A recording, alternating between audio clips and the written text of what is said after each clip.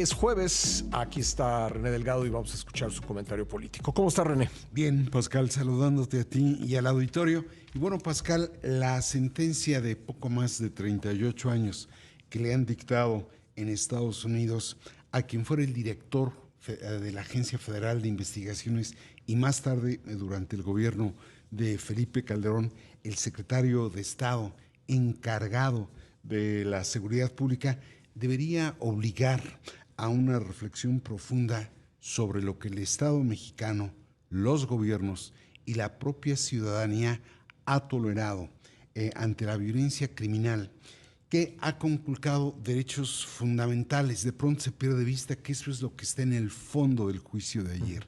Ha conculcado derechos fundamentales y ha cobrado centenas de miles de vidas y decenas de miles de desaparecidos.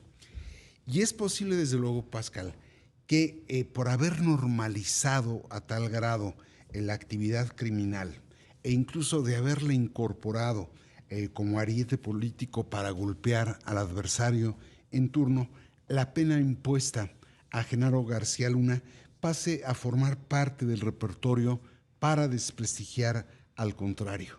Sin embargo, creo que lo sucedido ayer en la Corte Federal con sede en Brooklyn, Nueva York, fue el enjuiciamiento de una política mexicana que, pese a los años transcurridos, Pascal, no ha conseguido marcar una clara frontera entre política y delito, y mucho menos a contener el crimen. Creo que ese es el otro telón de fondo de lo que vimos, y ante eso, el conjunto de la clase política debería reparar cómo el crimen se ha infiltrado en su seno e incluso cómo, aún sin querer, el Estado ha pasado a subsidiar al crimen.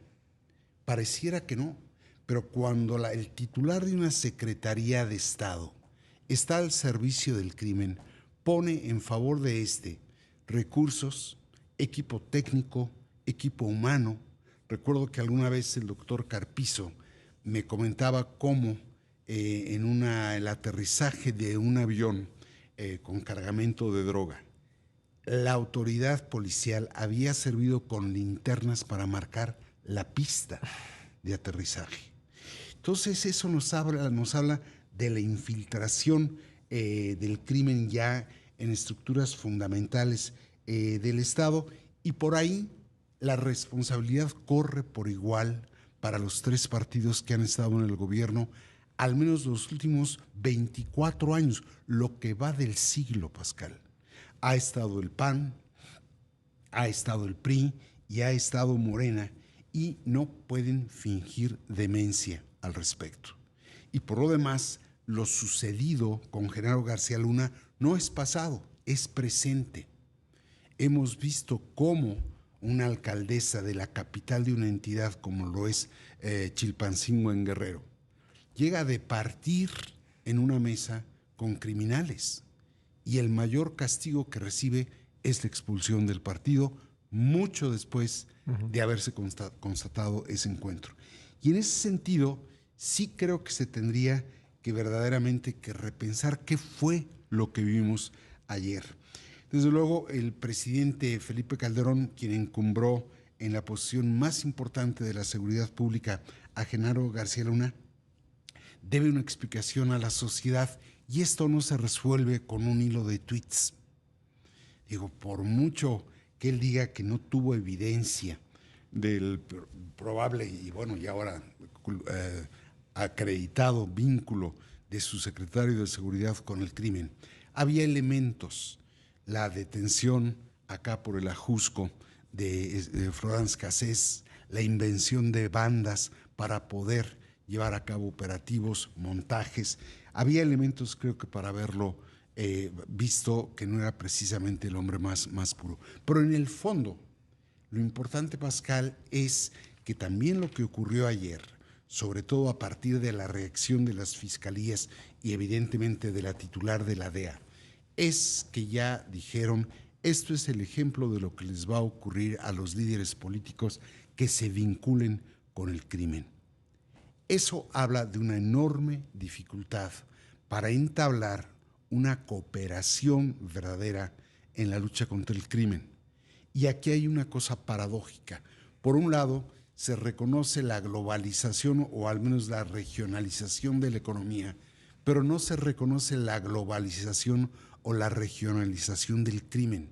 Y hay tratados comerciales, pero no hay tratados anticriminales. Entonces, ese es otro dato. O los que hay no han sido efectivos, ¿no? O los que hay, pero han sido bilaterales.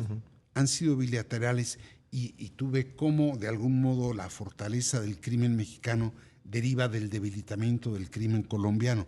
No es un fenómeno que ocurra en una demarcación, solamente en una demarcación. Y si no hay acuerdos, no va a haber políticas. Y dos, creo que también tendría que fijarse en establecer una política de Estado, no una política sexenal. Porque lo que vimos ayer es hasta qué altura ha llegado la infiltración del crimen. Capaz que ha llegado todavía más arriba, eso no lo sabemos, pero el hecho contundente es que ayer al menos un juez dice, sentencia, que eso ha ocurrido. Y en esa medida, Pascal, creo que México tendría que comenzar a explorar una política de largo alcance, de carácter transeccional, sino para acabar, sí, al menos para contener al crimen. Y qué error partidizar este tema, ¿no? Así es, así es. Fíjate, partidizan a ver quién es el peor de los gobiernos que ha tenido el país, no el mejor, el peor de los gobiernos, por un lado. Y por el otro lado, los partidos relajan el rigor para postular candidatos. Tenemos estados donde ha habido una colección de gobernadores vinculados con el crimen. Pienso en Tamaulipas. Sí. Es decir, ya tenemos evidencia de que política y delito se han asociado. Y entonces creo que si realmente se quiere contener, no es el problema de este partido o de aquel otro, de este o aquel otro gobierno, sino tendríamos que ver con mayor perspectiva. Gracias, René. A ti. Gracias. Ahí está René Delgado, martes y jueves en este espacio.